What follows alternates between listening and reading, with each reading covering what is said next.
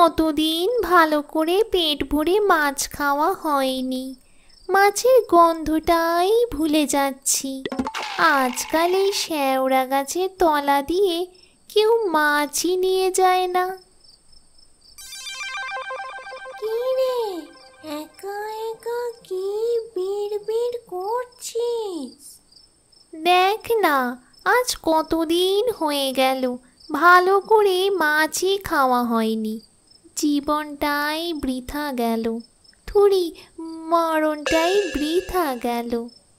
তা যা বলেছিস, বেঁচে থাকতে কত মাছ খেতাম, কোথায় ভাবলাম মরণের পর একটু বেশি করে মাছ খাবো। তা না, আচ্ছা একটা কাজ করলে হয় না? কি কাজ রে? এই শ্যাওড়া গাছে বসে না থেকে চল, আজ একটু মাছ খুঁজতে বেরোই। দরকার পড়লে আজ মানুষগুলোর ঘাড় মটকেও মাছ আদায় করব। হ্যাঁ হ্যাঁ, ঠিক বলেছিস, তাই চল। এই কবিতা, অনেকক্ষণ তো হলো, এখনো তো একটাও মাছ ছিপে ধরা পড়ল না। এইদিকে সূর্য অস্ত গেছে, আর কতক্ষণ এভাবে বসে থাকবো রে? কি রে, কিছু তো বল। আহ, কথা বলিস না তো। জানিস না মাছ ধরার সময় বেশি কথা বলতে নেই, কথা বললে মাছ ধরাই পড়ে না।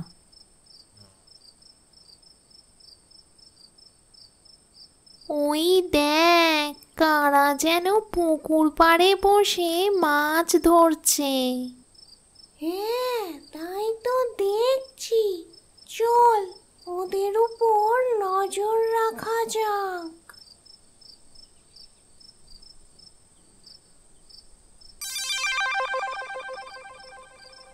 ধুর, এইভাবে আর কতক্ষণ বসে থাকবো?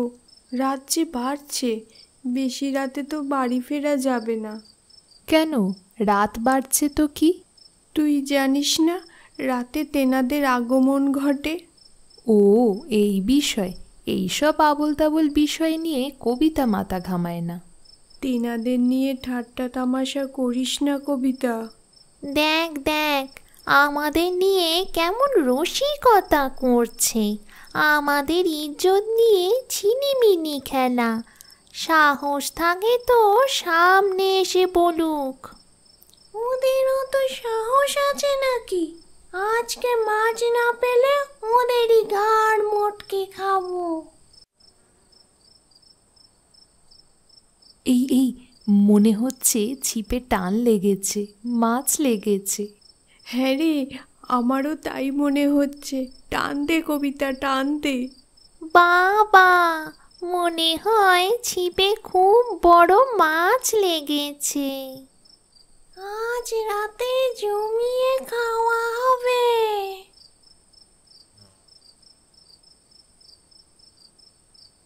উফ, কত বড় মাছ! চল গিয়ে নিয়ে আসি।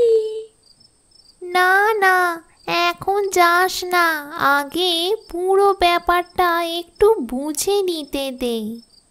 বেশ বড় মাছ তো রে কবিতা। উফ, এতক্ষণে বাঁচলাম, একটা মাছ অবশেষে পাওয়া গেল। কিন্তু এই দিকে তো একটা মুশকিল হয়ে গেল। আবার কিসের মুশকিল? মাছ যে একটা, আমরা যে দুজন।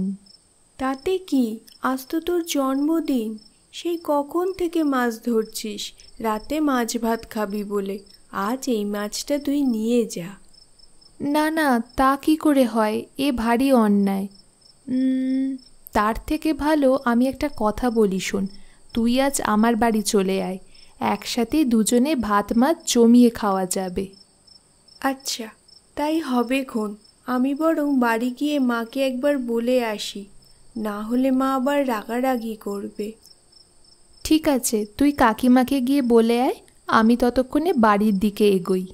চল চল, এটাই মোক্ষম সুযোগ।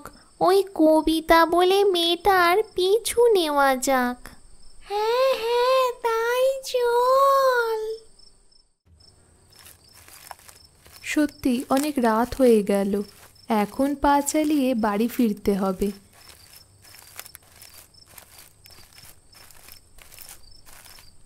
মাকে গিয়ে বলবো নিজের পছন্দ মতো একটা রান্না করতে, দুই বন্ধু একসাথে আজ জমিয়ে খাবো।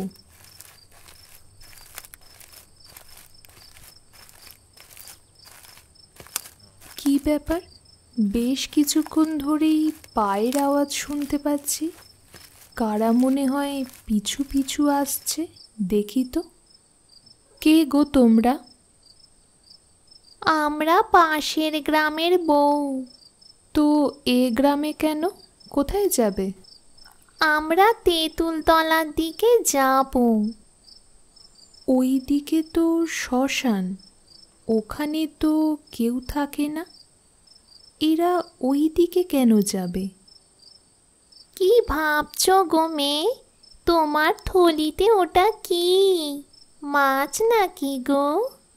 এদের খুব একটা সুবিধের মনে হচ্ছে না, কথা না বাড়িয়ে বাড়ির দিকে হাঁটা দিই। কি গো, পালাবার কথা ভাবছো? ভয় পেলে নাকি? ভয় পেতে যাব কেন, আমার কাজ আছে, বাড়ি পৌঁছাতে হবে। বাড়ি তো যাবে, আগে থলিতে যেটা আছে সেটা দিয়ে যাও। থলিতে আমার নিজের জিনিস আছে, তোমায় দিতে যাব কেন? তুই না দিলে যে আমি তোর ঘাড় মুটকে খাবো। যা আন্দাজ করেছিলাম তাই, এ যে পেতনি, ঘোমটা খুলে নিজেদের স্বরূপে এখন আমার সামনে দাঁড়িয়ে। পেতনিগুলো তাদের হাতটাকে লম্বা করে আমার দিকে এগিয়ে দিতে লাগলো। মাছের ব্যাগটা নেওয়াই তাদের উদ্দেশ্য। এই ভয়াবহ দৃশ্য আমি আর সহ্য করতে না পেরে মাছের ব্যাগ ফেলে দিয়ে ছুট লাগাই।